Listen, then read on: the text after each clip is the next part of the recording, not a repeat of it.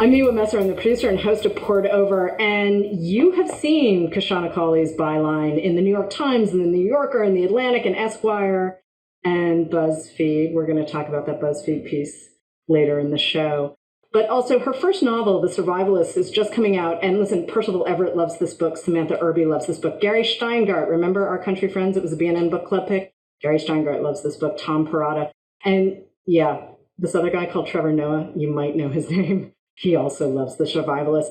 Kashana, I'm so happy to meet you finally. This is so weird. We're doing this over Zoom still. But would you introduce The Survivalists to listeners, please? Sure. The Survivalists is a novel about 4 Brooklyn-based survivalists, people who live right in the middle of the city and are yet preparing for doomsday as if they lived in the country someplace. The main character is Aretha. She's a increasingly sad lawyer. She's not feeling very fulfilled by her work. And she meets Aaron, who is a coffee seller. He runs his own business called Tactical Coffee right out of a Brooklyn brownstone that everybody who is involved with the business lives in. They fall in love and she moves in, and then she meets Aaron's roommates, Brittany and James. Brittany comes from a long line of Second Amendment touting, gun owning Massachusetts natives who are Black. Everybody in this book is Black except for James, the other person who's part of the business and lives in the brownstone. He's a plagiarist who was fired from the Washington Post. He used to cover climate change. He was very sad that he doesn't get to explain to everyone why Miami was becoming palm tree soup, as he puts it. But the only people who were willing to hire him were the people of Tactical Coffee who needed a body man. Unfortunately, he's often drunk. Yeah, and I love these characters.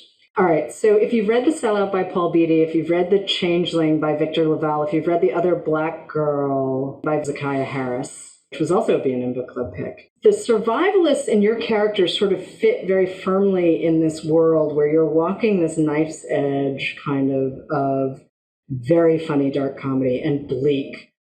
There were a couple of moments where I caught myself laughing and I was like, oh, my eyes got really big. I was like, oh. And we're going to be spoiler free in this conversation, but at the same time, there's a lot that happens. But because I was so keyed in on the characters, especially Aretha and Aaron, I mean, Brittany and James have their place, but Aretha and Aaron sort of got me right away. So when you started writing The Survivalists, how did the book start for you? Did you start with the characters? Did you start with this idea? Because you're covering a lot of ground in a very tightly written book. I started with Aretha. I used to be an increasingly sad lawyer myself. I practiced antitrust, and it was not quite the world's best profession for me. I wanted to work with that. I wanted to give her life at the firm, but I wanted her to be preparing for something bigger than your average Brooklynite really seems to. There were a couple of news stories right around the time I started the book. One guy was stockpiling guns about a block from where I lived in Prospect Heights above a ramen shop. And one pair of people in their 20s was stockpiling guns on Ninth between 5th and 6th in the Village and, the estates. No crime in either of these neighborhoods, no real emergencies, nothing you could solve by guns anyway. I mean, hurricanes are not things you can shoot. And so between that and my own background, my parents I don't know that they would describe themselves as survivalists, but they have their stash of guns and they have their cabinet full of food just in case of emergency. All of these things combined into something I just really wanted to do. I don't think survivalists are often covered from a Black perspective or from an urban one. I wanted to do something different, and I had all these life experiences and interests, and then I started writing from there. And you grew up in Wisconsin, right? Am I Yes. remembering that correctly? Okay, so when did you get to New York/Brooklyn? For law school. Okay. Early aughts. Okay, because one of the things I appreciate about Aretha, too, is that she is an outsider to New York. She's really wrestling with this how do you make a life kind of thing. She's got this very good friend from college, but you have a really tight cast of characters, which you're covering a lot of ground with basically 4 people, and then let's say Nia, and then there's a colleague. How did you know that it was going to be this tight? I have spent a long time at this point working in television. Okay. When you pitch out a show, it is originally that tight. At the beginning of a show, you have 4 to 6 main characters. You can expand as your show goes on, but you start with that 4 to 6 to kind of ground the viewer in a tight cast of characters where you don't get lost as to who everyone is. I really liked that as a framework and decided to adopt that so that we knew where the focus was. Okay, because this book moves. I read it in a single sitting, and this book moves. And it was great because you can really see a very clear arc. But did you sit down and plot out the major moments? Or did you just sit down and say, okay, I think I know where I need to go and I know what I want to cover? I actually did plot it out specifically as a 3-act structure. I also cribbed that from television, and I just like that as a framework. Because one of the things I realized too as I was reading is that I had a great deal of sympathy for Brittany. She's big on rules. She had house rules. She's also the bookkeeper for the coffee company. And she's very intense, and I think I would probably find her very scary in real life. She has her reasons for being the way she is, and I really appreciated the fact that you never lost sight of her as a person, that she never became just a trope or an idea for moving the story along. And James and the plagiarism thing? Sorry. I don't think James realizes how much comic relief he is, but the plagiarism stuff and the constantly being drunk. So here we are. Aretha is sort of standing on the sidelines. We've got this great dude. I mean, Aaron really is a great dude. He has his reasons for being there. And yet, his connection to Brittany and his connection to James. Aretha keeps talking to herself like, oh, it doesn't matter. It doesn't matter. It's all fine. Everything's fine. I'm just tired of being alone.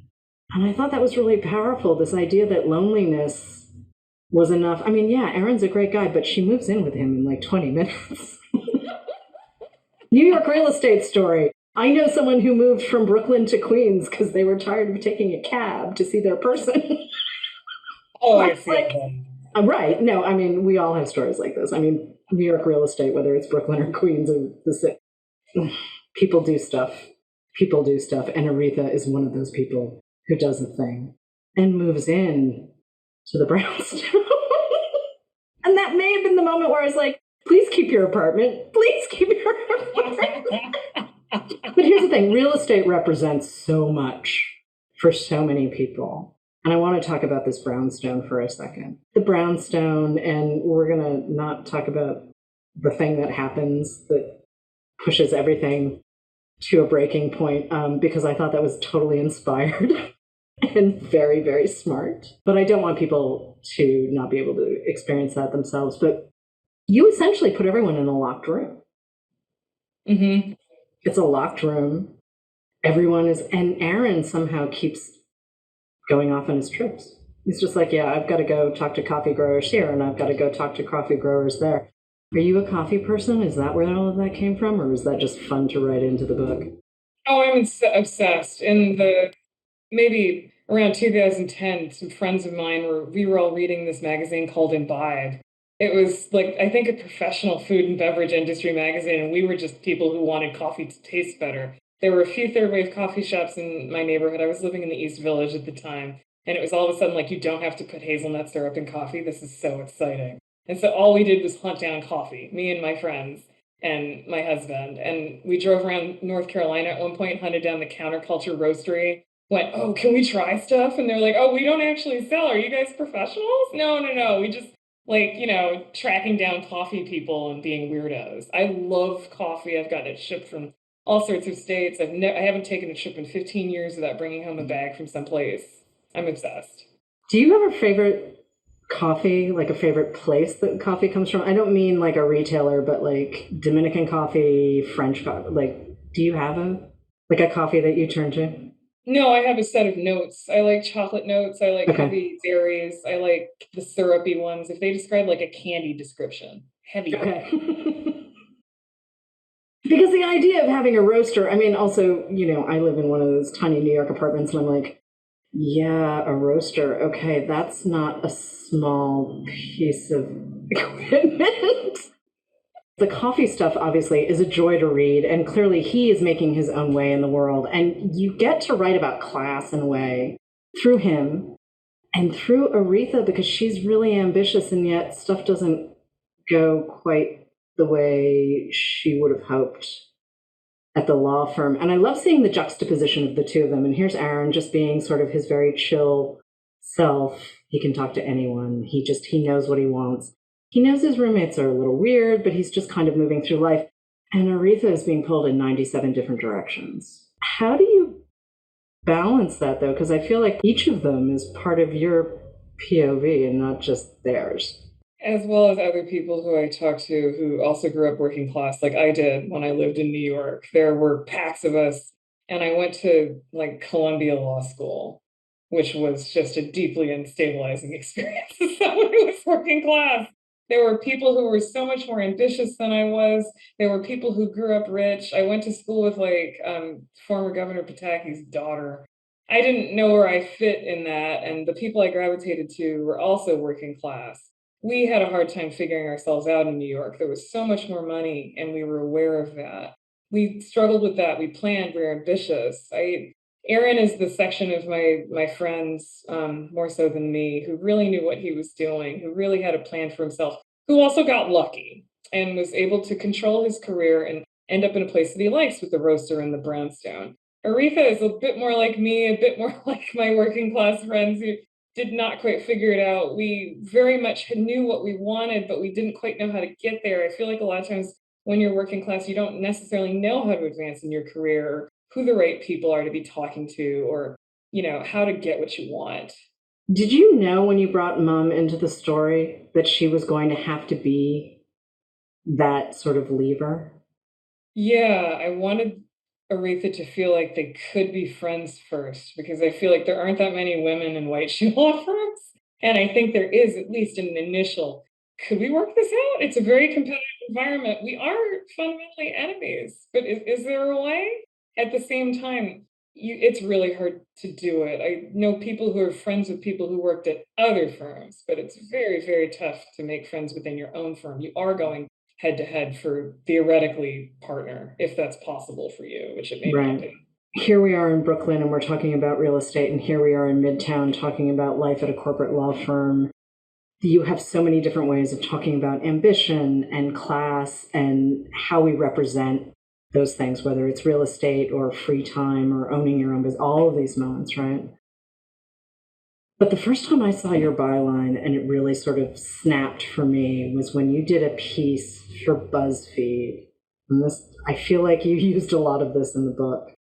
But you did a piece for BuzzFeed where you went to a gun show in Pennsylvania. You took a lot of photos and a lot of notes. And I sat with that story for a really long time because, one, I wanted to know if you were still safe, because that felt like a really intense piece of journalism. And I remember people talking about it for a really long time because we're all like, wait a minute, who is this woman? What's she doing next? Where are we going from here? What's going on? So can we talk about how that piece came about? Because there is a lot about guns in this book. I sort of came from growing up in a household of guns and not understanding why they were there and not having an inherent sympathy for that position. I don't like guns. Right. It had a little bit to do with a distant relative of mine who got in trouble for attempted murder. How did he get into like the gang lifestyle? Why was he running around with guns? We were all talking about this a lot as like an extended family and gnashing our teeth. And so I wanted to go see a little bit about the culture that I had rejected. And I don't even know why I got this idea in my head. I just felt very pulled towards it. I went out, I saw all those guns on the tables. In the first 5 minutes, I actually had a panic attack and went to the bathrooms. I was not ready for that. And the funny thing is, I know you mentioned, was I safe? I am amazed because gun show people do not want you going in there and talking to their vendors and looking at their stuff. And they published all my photos of the gun show. And I'm not sure that many photos of a gun show typically make it into journalism. But those folks have never tried to find me. I don't think they knew what BuzzFeed was. It was this real, in this part of the country, we read other things. We know other types of journalists. We don't know what you're doing thing. I got lucky. But yeah, I'm not sure if that's the safest thing I ever did. I'm as a reader, I appreciate that you did it, but as a human being, I'm looking at this going, ooh, okay. I mean, because here's the thing, in the context of the novel, the things that happen with guns make sense. And you need them not only to drive the story, but also to drive the connections between some of the characters. And yes, I'm being intentionally vague. And I did have a moment where, early in the book, I was kind of like, okay, where are we going?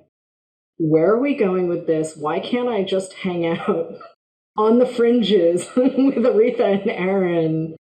But obviously, you had a plan for where this book was going. You had a total plan. And I couldn't put this book down. I really, really could not put this down. So you've got that perfect balance of narrative tension where you're pulling me through the story, but still it took you 10 years to write this book? Am I remembering that correctly? 10 years total to get to a publishable book. I have 3 drawer books. Okay. So it wasn't 10 years for The Survivalists. It was 10 years for I'm going to figure out how to write a novel. I've gone from essays and op-eds and humor pieces, and now I have to sit down and write a thing that carries some weight and has a narrative arc and covers time in a way. Okay. I was wondering, because I was like, this is really assured. This is really, like, for a first novel, so knowing that you had 3 in a drawer. Can we talk about some of your literary influences, though? Because I feel like I know some of them, but you have a great line. You did something recently for The Millions, which is part of Publishers Weekly, where you're talking about you really like and appreciate dark stories. And I can see that in The Survivalists, but I don't think that's the only influence in there. So can we talk about some of the writers and some of the books that made you who you are as a novelist? Sure. Lately I've been obsessed with S.A. Cosby, who definitely represents the dark side. I absolutely love his Black people in the South and the rural South, and how they feel abandoned by their country, their community, everybody, and they take on these solutions for their problems that are not the best ideas, but end up working for them. I will tell everybody within like a 10-foot radius about him. I'm got his new book on pre-order. I'm obsessed. But on the lighter end, I am obsessed with Gary Stenger, who I cannot believe is so behind this book. I have read him since like 2008. I love him for opposite reasons. I love him for he loves talking about the American condition, but he's so lighthearted and fun. I just laugh all the way through his books.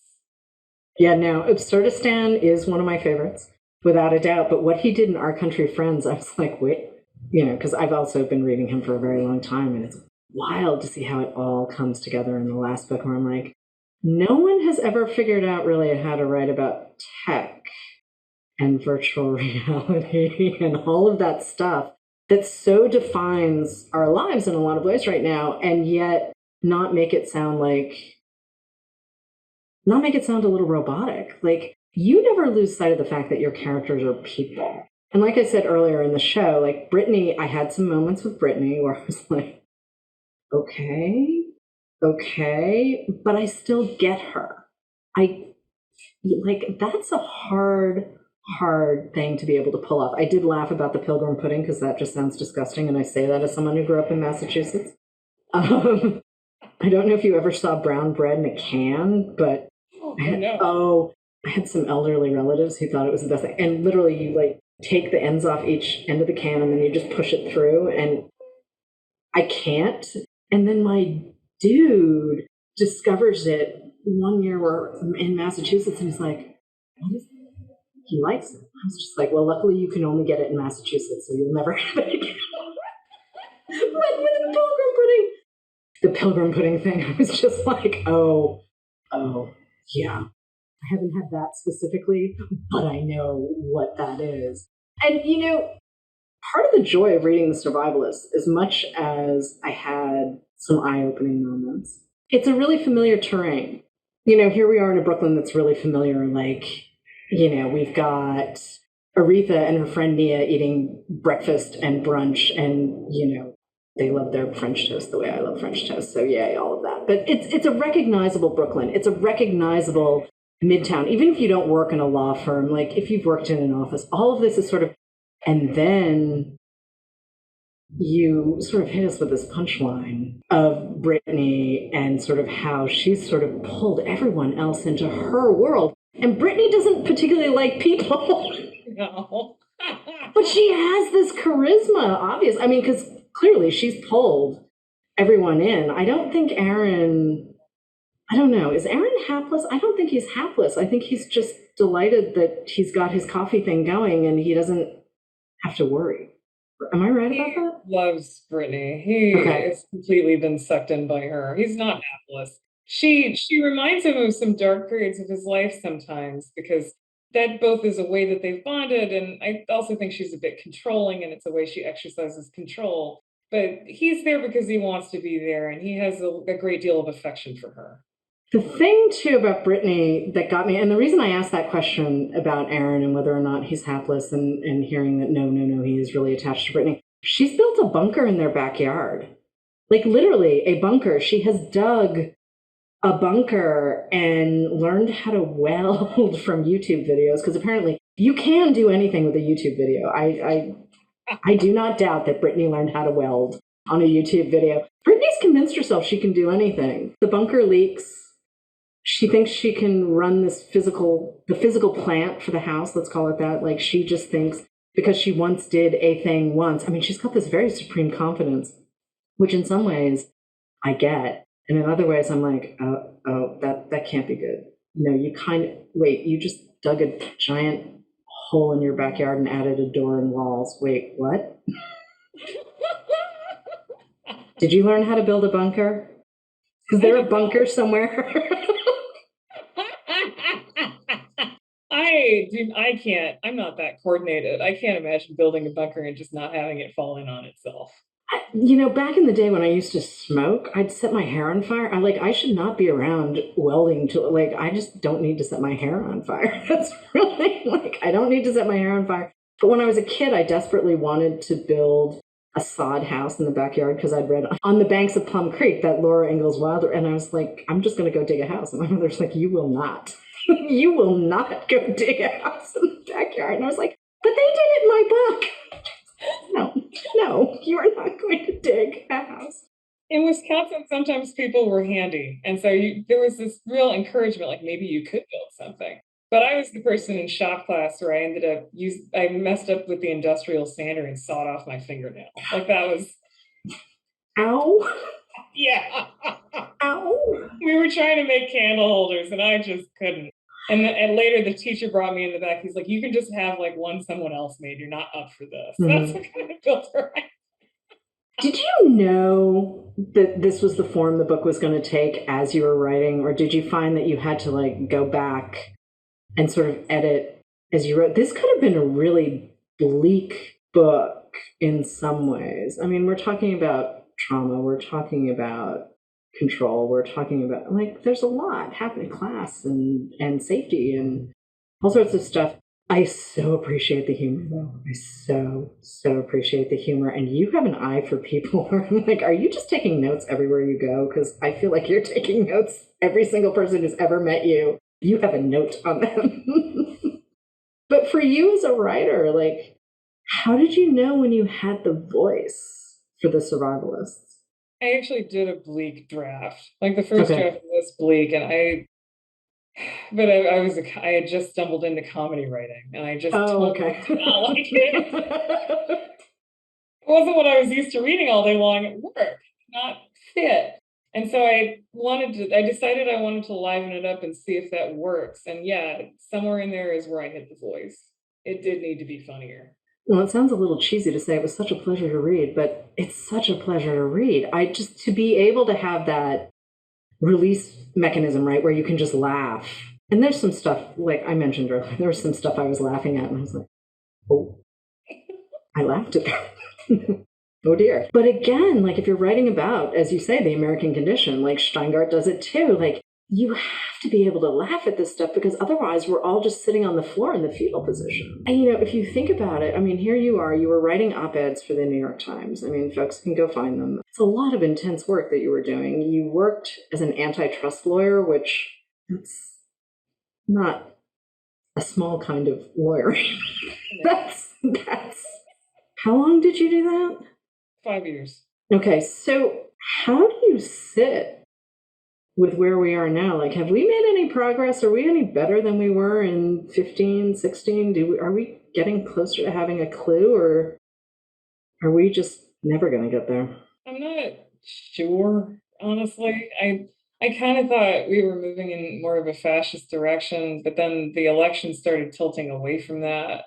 But the fascism is still there on the ground. It's hard to tell if it's going to win or not. It seems important to do the work, if you're opposed to that sort of thing and beat it back. I actually feel like I write about the American condition, in fact, though, because I can't figure it out. Because I never know what people are thinking. Because we seem to change our minds all the time as a country. Yeah, we do. Oh my God. Week to week, day to day. Yes. I mean, yes, I feel a little whiplashy right now. I do. But that's also being able to laugh at some of the stuff. I'm certainly not the first person to notice this, but when you can laugh at the horror, it's like, well, my life is still happening. Like, I'm still, like, I have to go to the grocery store and I have to, like, go to work or whatever that work is. I still have to live my life. And yet, if you think about some of this stuff too hard for too long, you can get a brain cramp. I have cramped my brain. There are times where, especially if you're playing around on social media, it's like, oh, I really have to just put my phone down. I really just have to pick up a book instead because I can't. Do you miss these characters? Do you miss this particular world that you created in The Survivalists? Sometimes. I'm 50-50 on that. Half the time it's nice to have a break from the bunker. Mm-hmm. And the other part of me could just listen to them argue forever.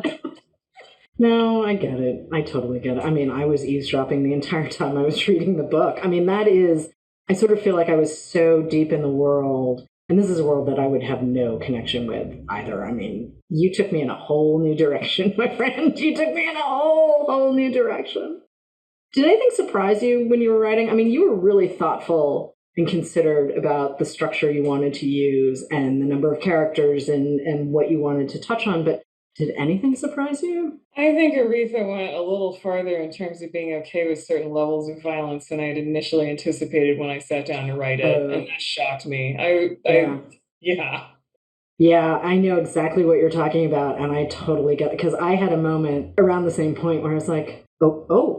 We're here. Oh, it totally works. I don't want to give anyone the idea that it takes you out of the story in any way, shape, or form, but I can see how that's not quite what you were thinking. Do you have a favorite character? I like Aretha a lot, but a lot of the times I'm surprised by this. I side with Brittany, actually. She's not somebody I'd want to hang out with, but she's a very specific person who feels different and fresh to me, and I like that about her.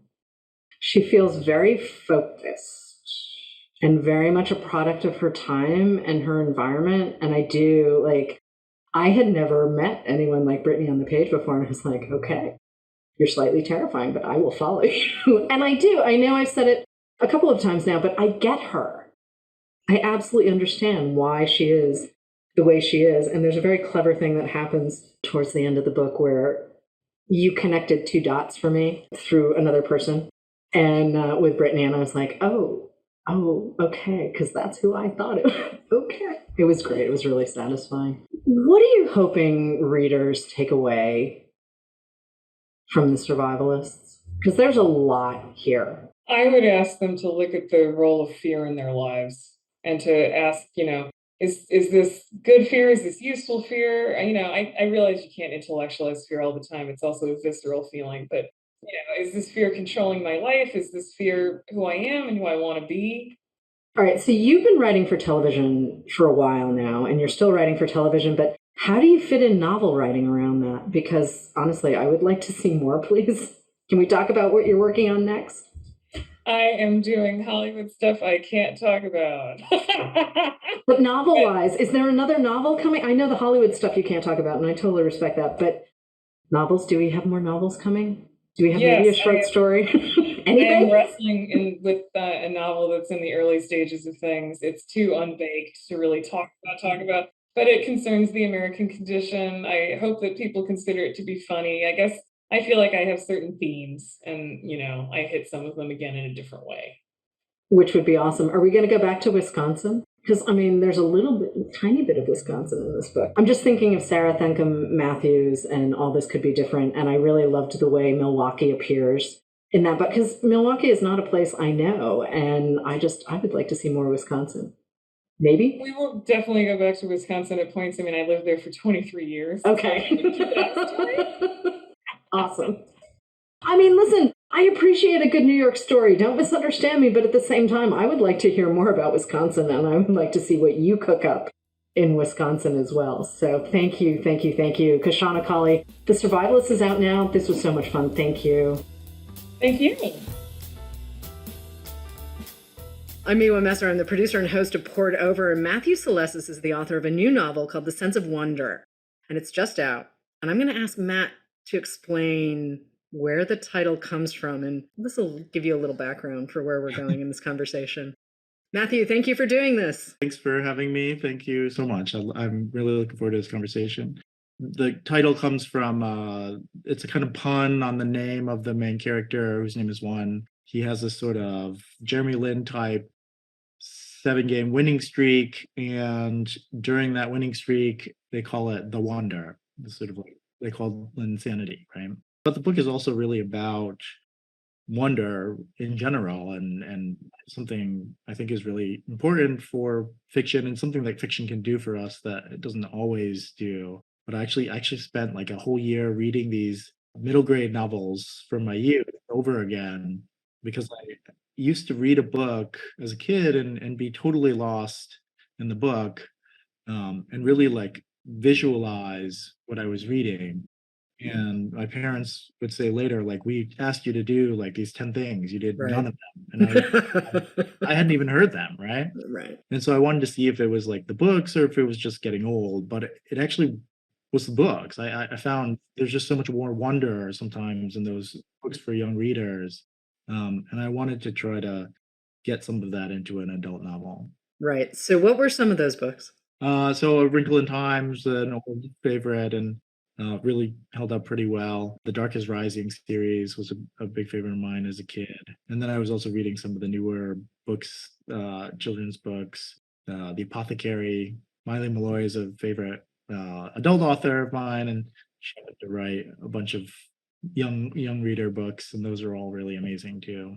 You know, there's this new documentary, which you and I were talking about before we hit record, 38 at the Garden, which is, you know, the game that put Jeremy Lin on the map. And I remember Linsanity, but I also had forgotten how sort of quickly it burned. And for some reason, I had thought it was a couple of years. And I don't know if this is post-pandemic brain, because my sense of time is a little squirrely, but also it was 2012. I mean, it wasn't yesterday, but I remember what it felt like to be in New York and be part of the community and see everyone losing their mind over this kid from Palo Alto.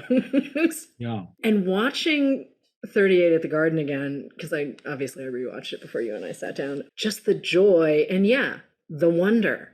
Right. The wonder of watching that guy play and watching people's responses and seeing like the crowds just lose their minds. It was so much fun. And I want to make it clear, obviously, this is slightly inspired by, this is not any kind of this is not autofiction for anyone. This is just you telling a story. Yeah. So Wan Lee has made it to the Knicks. And there are slight parallels, obviously, to how he gets there and why he's there. But you throw in a guy called Robert Sung, who is a sports reporter, who has a little bit of history with one of the other players on the Knicks at the time. And I like this sort of balance. So can we talk about Robert for a second? Because Juan, he's going to run a lot more of this conversation, but I want to bring Robert in sort of early because he's an interesting cat. Yeah. So he has kind of been in the role that Juan is in now, which is, like in high school, the kind of Carmelo Anthony type player of the Knicks, the star player of the Knicks, who's changed his name in my own joke to Powerball with an exclamation point. He used to be the star of a high school team, and the point guard of that high school team was another Asian American basketball player, and that's Robert Sung. Robert Sung he broke his knee coming down from a layup and landing on Powerball's foot, right?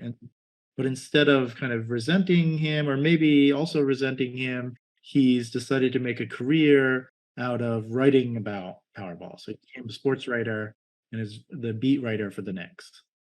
Yeah, and he's not an accountant. He's not a consultant. He's not a No. dentist. He's a sports writer, which, we're seeing more of us doing that kind of thing. But at the time, this would have been sort of a new and novel thing. And then there's Juan's girlfriend, Carrie Kang, who's quite a great character. And yet, this isn't just a novel about sports and celebrity. We have to talk about K-drama for a second. It's about love. I actually wanted to call it Love and Basketball, but okay. There's a movie called Love and Basketball. Yeah, I know. It ruined it for me. They stole my title. Oh, titles can't be copyrighted. That's all I'm going to say. Titles can't be copyrighted. Okay, but let's talk about Carrie, and let's talk about her meet cute with Juan. It's a nice moment, but let's set them up because Robert's going to come back. So Carrie is a producer of K-drama currently, but you're kind of a producer in general. Her dream is to bring K-drama to America and kind of make a Korean American K-drama, which her bosses think is a stupid idea, but I would love to see personally. And so she goes to this movie to, an Asian American movie. Everybody in New York is probably going to these premieres to support Asian American representation. She kind of hates the movie, but because it's her job to look for new talent, she goes up to talk to the star of the movie, who is one of Juan's friends from Princeton. And his friend is not the greatest of people and kind of is getting into a little bit of a tiff. He kind of pisses Carrie off, and Carrie throws her drink at him, and Juan slides in to take the charge and gets the drink all over his face. But it sets them off on a really interesting love story because she's not particularly ready to settle down. And she's got some ideas about relationships that I think Juan is not prepared for, which, that I think we're going to let readers discover on their own specifically. But they're kind of pretty equally matched, even though he's sort of the fancy celebrity, because let's face it, he's not LeBron, he's not Kobe, he's not Carmelo Anthony. He's a guy on the bench. Yes, yeah, he's at the end of the bench and hasn't been playing at all, despite, constantly having to prove himself over and over again. Okay, so when did you start the novel that became The Sense of Wonder? Because I heard you wrote this in 2 parts. I did. So I wrote Juan's part starting in 2015. Lindsay's still very fresh in my mind. Like you, that was a huge moment for me. I kind of joke about how it was the best I've ever felt about America, but that's also true. Like it really was the best I've ever felt about America. And that sense of wonder is this sense, right, that like possibilities are open to us. I really felt at the time, it seemed like the doors were being flung open and then they were kind of slammed in our face afterwards. But I'll just remember the good 2 weeks that we had there. And then I wrote the second half while my wife was undergoing chemo treatments. She had stage 4 stomach cancer. She found out she had it right after giving birth to her second child. She went to Korea for treatment, and I, went up and down from Busan. She lives in Busan, and to Seoul for the treatments, and kind of was writing the second half of the book by her bedside during these long chemo bouts where she just in a kind of sleeping off a lot of pain. And I was kind of in this hot room with a bunch of other chemo patients, unable to really speak Korean well enough to know what was going on, and writing about trying to live and hoping to live in a place where death was kind of all around us. Yeah, I know you said earlier in this episode that this is a novel about love, but it's also a novel about choosing to live and live on your own terms. And that's every single character. That's Robert Sung, too, who makes a couple of decisions that I was like, okay, dude. Okay, I see where you're going. I'm going to see where this goes. But it's really interesting to me that you sort of let everyone have their very not necessarily predictable response to the world around them. And part of why I'm bringing that up and part of why I phrased it that way is you have a very excellent craft book called Craft in the Real World that came out last year. And one of the opening lines is craft is a set of expectations. And I think for some listeners, that might be a novel idea. So I want to go there for a second, and I want to talk about this idea of craft, the writer's art, being a way of wrestling with bigger ideas through your characters, through story, through plot. But let's put this in context for a second, because I think these two things I don't think you can separate them at all.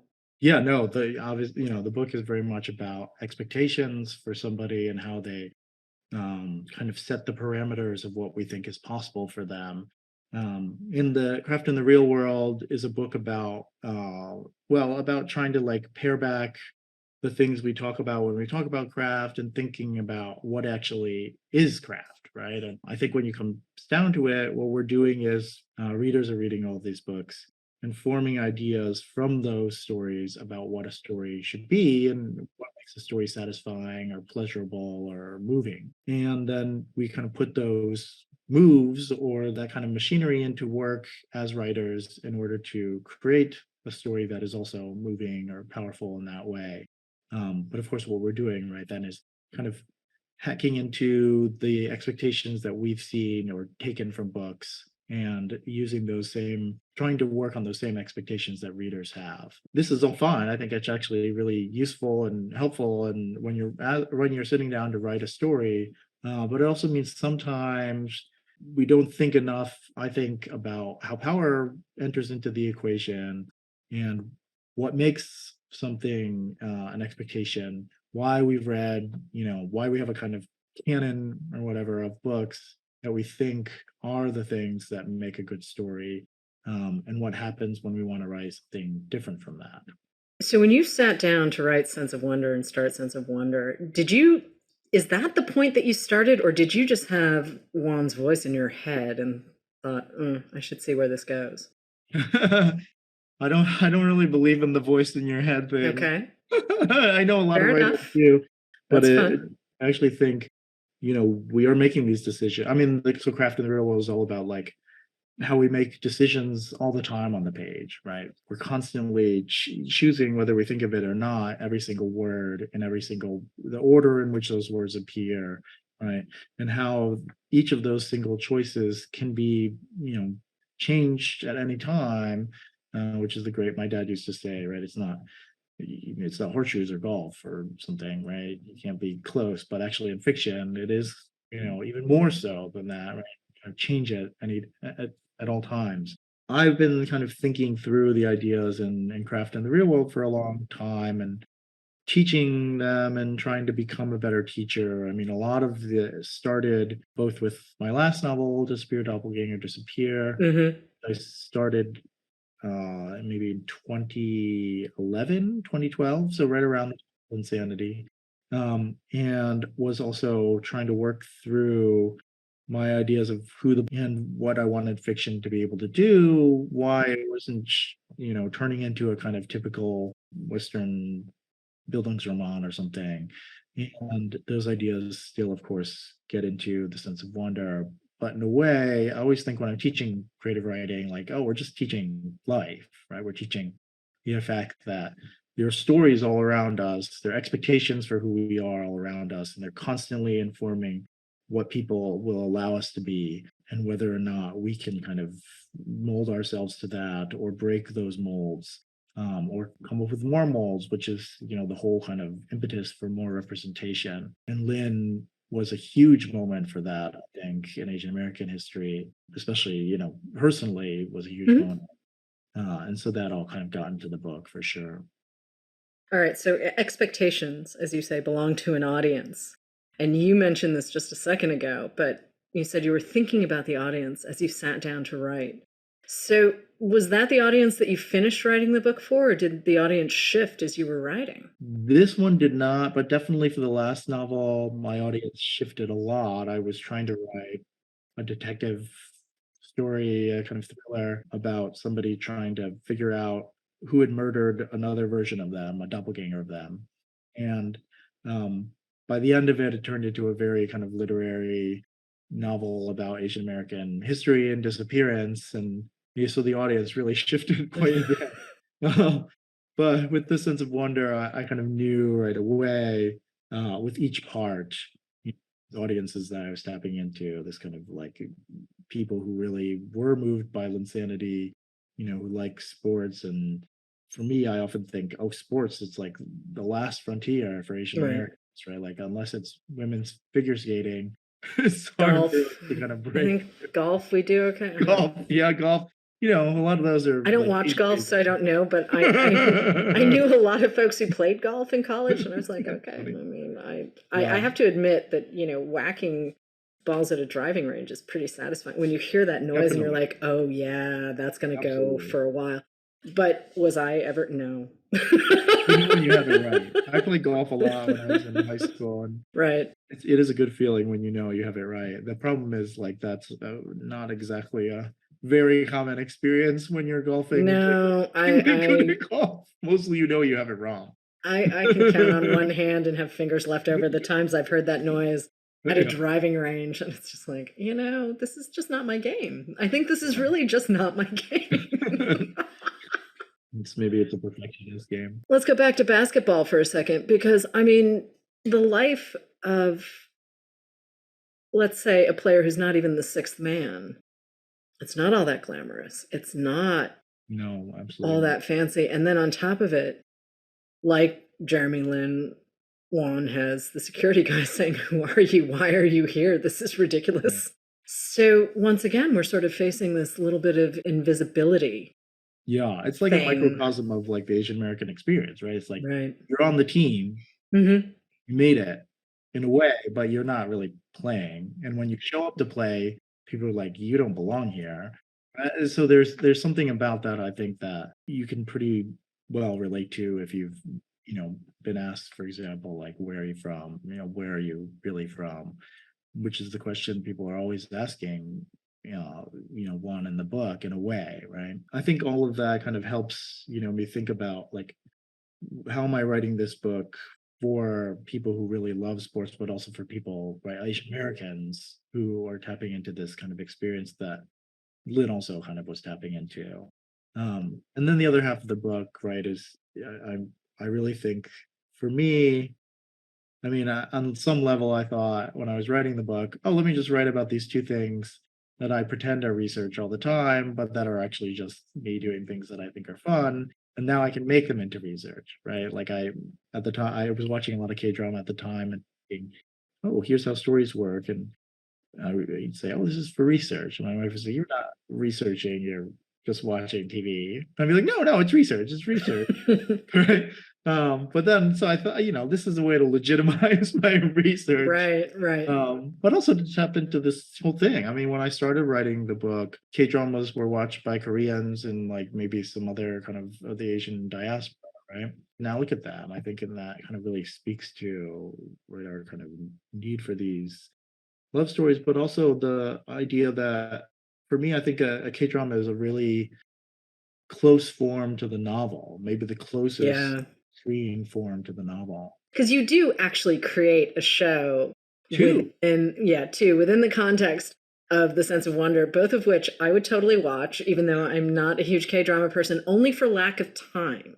That's literally, if I could watch everything I wanted to watch and read everything I wanted to read, I would be a very satisfied person, except I need a 36-hour day in order to be able to do that. I can't do everything. So unfortunately, K-drama has not become a regular part of my media diet. But I do want to talk about it because there are a huge number of fans, but also it sounds really great from the way you talk about it in the book. It's so great. At this point, I'm basically watching almost exclusively K-drama.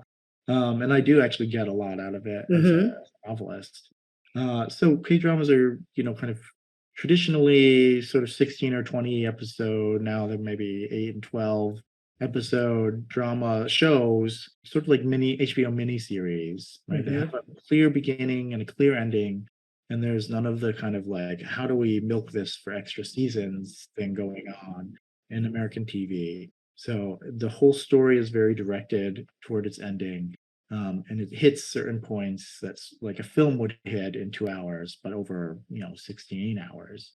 And I find that very satisfying and a lot closer to like the 10 hours or so it takes to read a novel. And so you've got this kind of like often a 3-act structure where in the first 4 episodes of a 16 episode K drama, people are kind of meeting and getting interested in each other. And then you've got 4 more episodes where they're kind of really like falling in love. by episode 8 or 9, I used to ruin these for my wife all the time. Like, it should be like, oh, they just kissed, and I'd be like, oh, is it episode 8 or is it episode 9? This is how it used to be all the time, right? So the kind of consummation, the high point of their love, which in a K-drama is a kiss, in the middle there, and then you've got some kind of outside drama problem. Often the parents will step in and say, you can't marry my son slash daughter, right? And then we'll have 4 episodes of trying to solve real world problems, because the love has to be able to stand up to the world, right? And then you'll have a kind of like a climax there in around episode 12. And then after that, there's an even bigger, there's like the problem of time almost. And I actually heard from somebody a few years ago that this is like a product of censors, that the censors wanted the shows to not represent a sort of love that would be temporary and kind of fleeting and just in the moment. And so in order to pass the censors, they had to skip time, right? So there will often be this kind of like, oh, somebody goes abroad for a year or two, they come back, and they have to kind of prove that their love is still real, is still is a real love. And so you'll kind of have this ending where it feels not like sometimes I feel like at the end of a romantic comedy, and then they break up. Like that's probably what's going to happen after this movie is over. But in a K-drama, you see, oh, it's years on, and they're still pining after each other. Wait, so are there multiple seasons, or is it just a constant sort of stream of miniseries kind of stuff? Yeah, so there are sometimes, but very rarely, multiple seasons. But they're not usually planned. Occasionally they are, but yeah. So it's just a kind of new. You get a new story each time, right? You get a new show with new actors, new writers, which also is really amazing. I think in some ways it's more protective of your time, really, because you don't have to kind of invest in something that never ends or will end once people stop being invested in it, right? You get the whole full story, and once you're done with it, you're done with it. Did you take anything from K-drama, just any of the structure, any of the ideas behind it, to use for your characters in Yeah, Sense of Wonder? And I'm talking separately from the 2 dramas that you write in the book, because those are obvious examples, but I sort of feel like there's more going on here when I think about sort of the relationship between Juan and Carrie. And then also Robert is extracting himself from a not great marriage, and he's wildly in love with someone else's wife who's wildly in love with him, and there's complications there, and we're gonna sort of sidestep because it's a little spoilery to get too into that piece of the conversation. But again, there's a lot of sort of this, there's sort of an old-fashioned sense to a lot of these relationships, and yet at the same time they're all very modern and very messy. But yeah, I just sort of feel like there's a little more K-drama happening in this novel than people might notice immediately. Absolutely, yes, yeah. I mean, even the K-dramas that I've written in serve as a sort of context for how to understand the novel. And I think like this, the novel starts with this quote about expectations, right? It's there's no frame of reference for him, which is what people would say about Jeremy Lin. And why did he come out of nowhere? Well, they would say there's no frame of reference for him. We didn't see anybody else who's successful as an Asian American basketball player, so we didn't think he could be successful as an Asian American basketball player. In the book too, I wanted to kind of write a different kind of book, but I also wanted to give some kind of context to how to read that book as well. And the K-dramas help to do that. But the meet cute is straight out of a K-drama, I think. It's this kind of like very typical situation.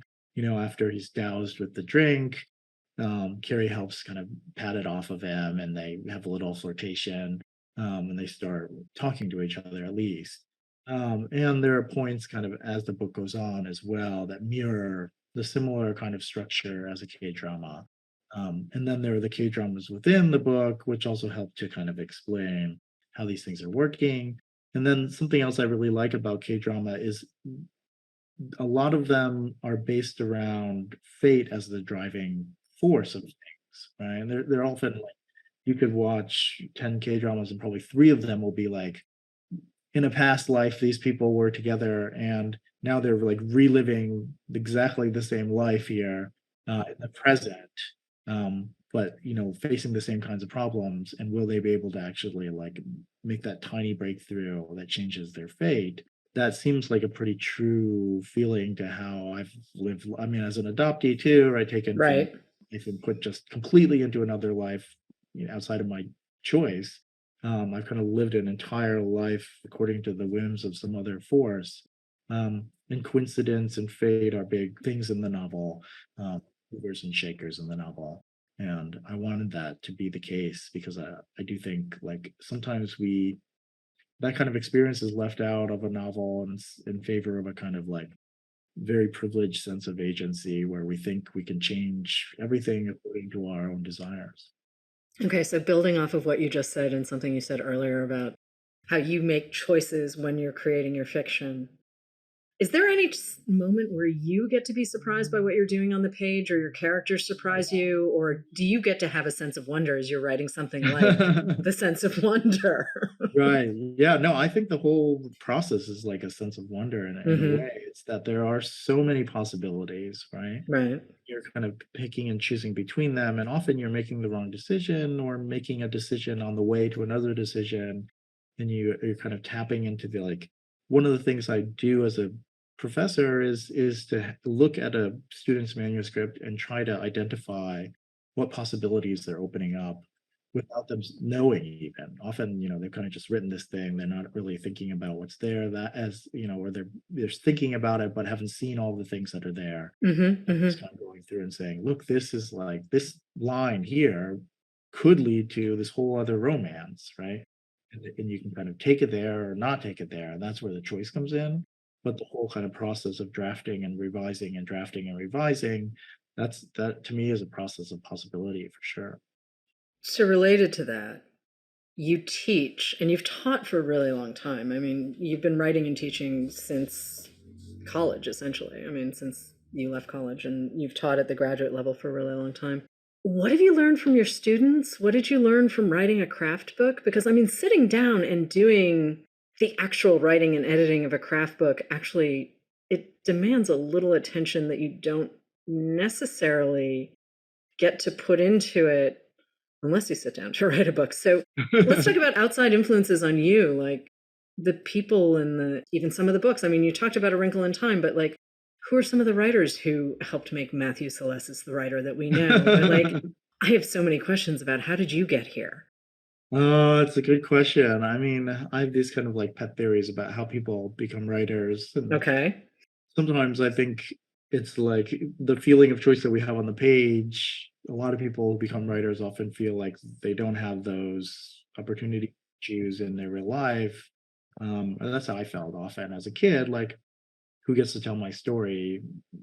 The time I really got to do it, it was on the page. So, that kind of like exclusion or like living in somebody else's story of you, that's a feeling I had as a child. But then reading for me was often the similar experience of like reading these stories that felt like they were for me, but were obviously not for me, right? These kind of kids, around my age with, like the same kind of outsiderness, wanting to be, at the center of their own world. And yet the worlds that they've stepped into, were worlds kind of made for British white kids often, or, sometimes like New England or white kids with usually a pretty good amount of money and, or during the war or something, things that I really had not experienced and couldn't relate to in any way.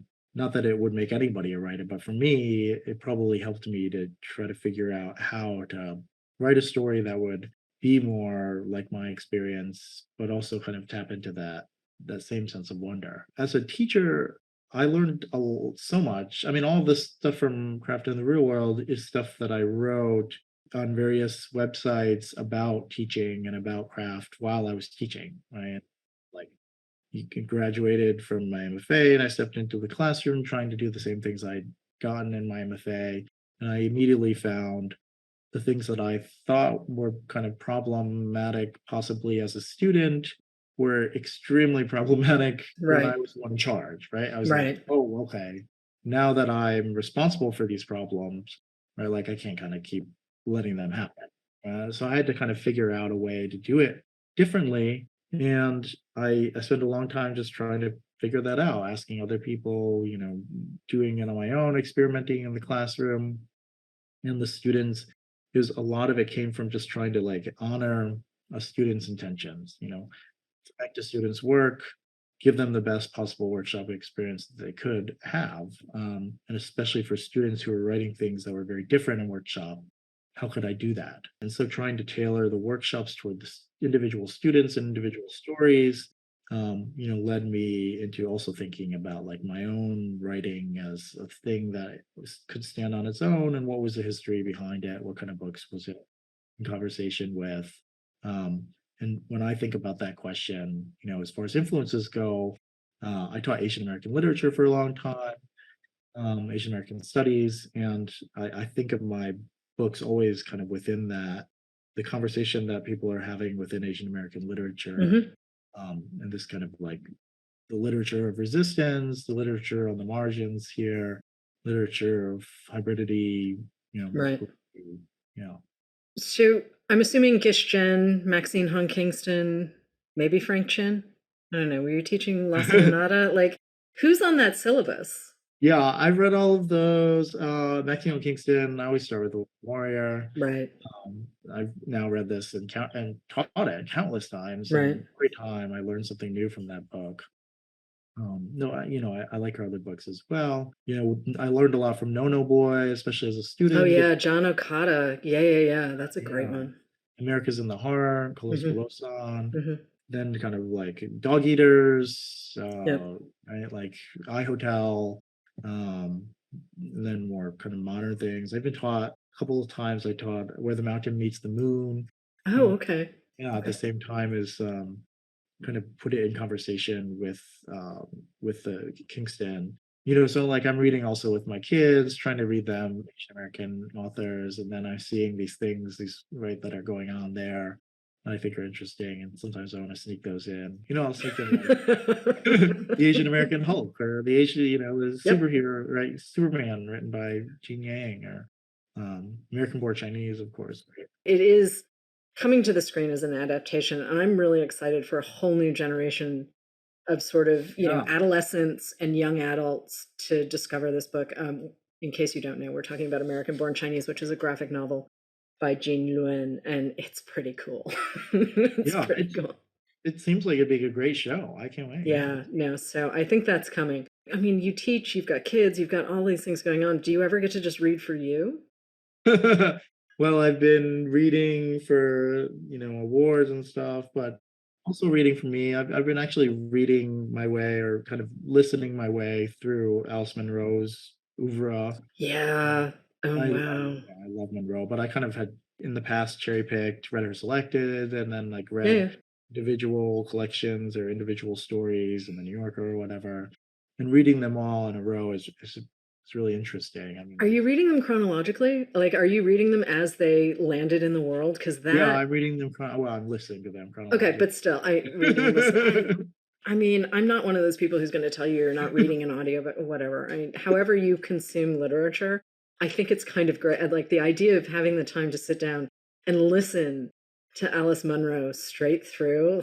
My eyes are getting really big. I'm getting very excited about this idea. Time. I mean, she wrote a lot of books. Well, and that's the thing. And I'm like, ooh, I don't. And I love short stories. I really do. But at the same time, like a body of work like that, I don't even know. Like I'm mentally scanning one of my bookshelves at home, thinking, how much Munro is there? Maybe not. There's a lot, but and those stories are long, right? They're like really it's she's the bomb. She's absolutely. I'm so jealous of you listening to this now. You too can do it. I can. The question is, how do I sneak it in with all of that's why I have to listen to it, because like I'm just kind of taking my kids to school or whatever, cleaning up around the house and listening to it. The things that we do to consume literature is pretty great. I mean, I feel I do similarly. When I'm walking to work, I'll listen to a million different things just because, it's the same thing. It's you only have so much time, and I want to read everything. I really do. So what's next for you? So next is a memoir and essays is what we're calling it right now. Okay. So various essays I've written over the years, kind of surrounding my relationship with my wife up to her death and grieving Right. her. But also about, the state of Asian American masculinity, parenting, and this kind of weird world that we've created for ourselves. That's what I'm working on right now. It's also with Little Brown, supposedly coming out next year. Now that we're in 2023, next year.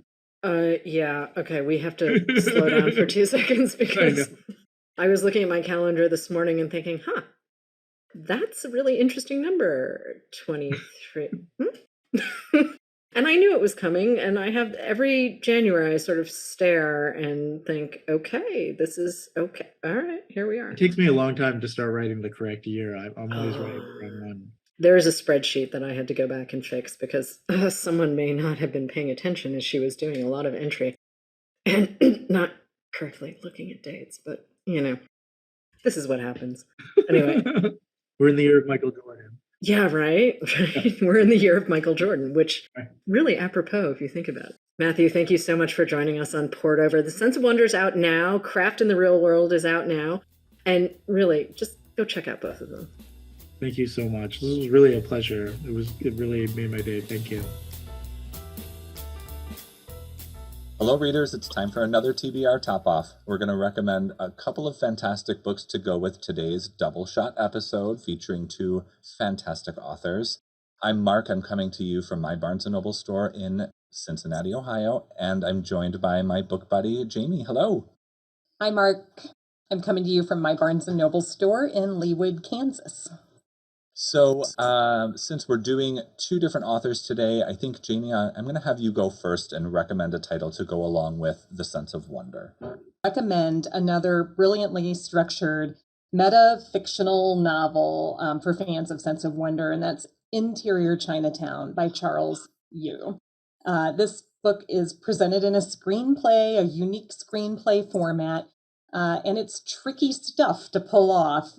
He plays with point of view, he plays with tenses, it's multi-layered.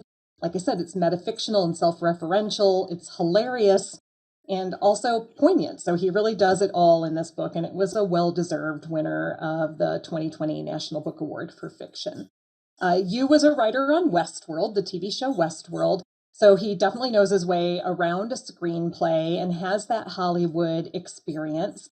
This one is ostensibly a script about a police procedural television show where our protagonist, Willis Wu, has been cast as generic Asian man, but he has hopes to be Kung Fu guy one day. And the truth is, it seems like in his real life, he's also relegated to these same stereotypical roles. And the story is told in such a way that it actually literally blurs the line between the role that Willis is playing on the show and his real life, with the point of view kind of seamlessly moving back and forth, even in the same paragraph, between these 2 settings. I love novels that play with conventional structure, and this one is just a really fantastic example of that. It is done meticulously well, and it is breathtaking.